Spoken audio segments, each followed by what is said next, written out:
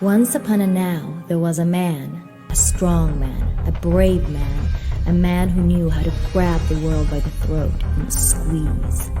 A man who wouldn't take no for an answer, who wouldn't be caught weak or uncertain. This was a man celebrated by other men, admired by many women, but the attention meant nothing to him, as strong and independent as he was. Not a care in this world did this man have, except a dragon or two that he would slay masterly in front of a cheering, awestruck audience. "Keep them coming," he would scoff, standing on top of the dragon's dead body. "I fear no one and nothing." But once upon a now, there was also a shadow of this man, a frail man, a frightened man, a man who felt the world around his throat squeezing until he couldn't breathe.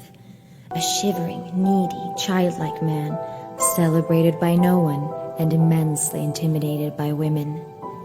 Attention meant everything to him, as weak and clingy as he was. This man had all the cares in the world. He hurt for the dragons he slayed.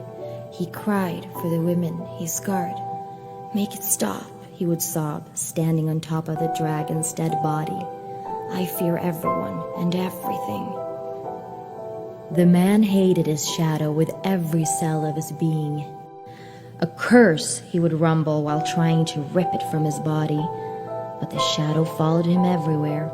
Like a frightened child, it whimpered into his ear and tapped at his chest for attention.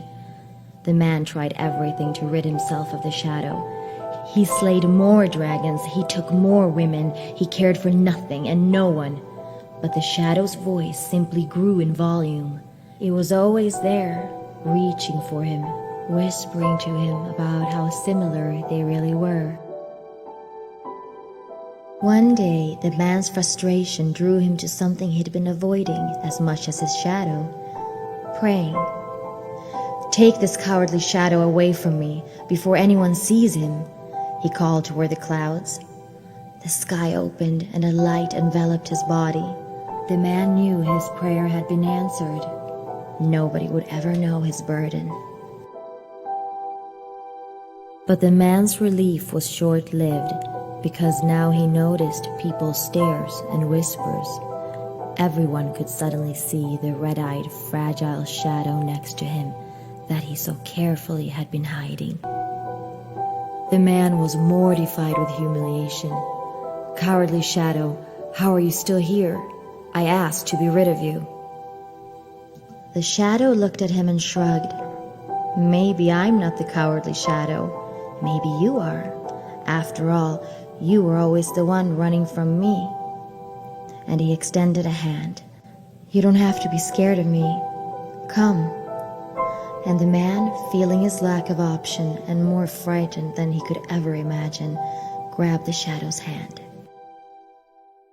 For a moment he didn't know whether he was the man or the shadow, but it didn't matter, because in that instance, shadow and man was one, and for the first time in his life, he was really and truly fearless.